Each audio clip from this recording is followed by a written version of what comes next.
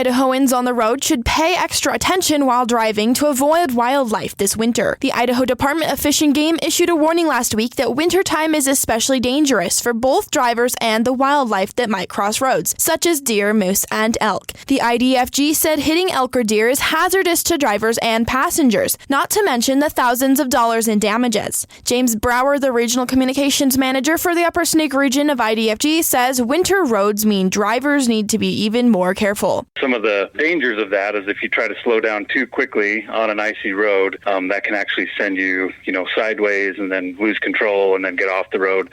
And oftentimes that can cause a much greater damage. He says the biggest thing drivers can do to be safe is not to tailgate. That way, if someone slows for wildlife, they don't get rear-ended. Just look for those wildlife on the road, knowing that wintertime is pretty common for them to be down in the valleys and different places that you may not expect them. Brower says in eastern Idaho, the freeway north of Idaho Falls is one of the most dangerous spots for animals. Highway 33 is another common place to spot wildlife. He adds that anywhere people drive fast is at increased risk. People do hit animals on the highway fairly often, particularly at dawn and dusk when you're driving.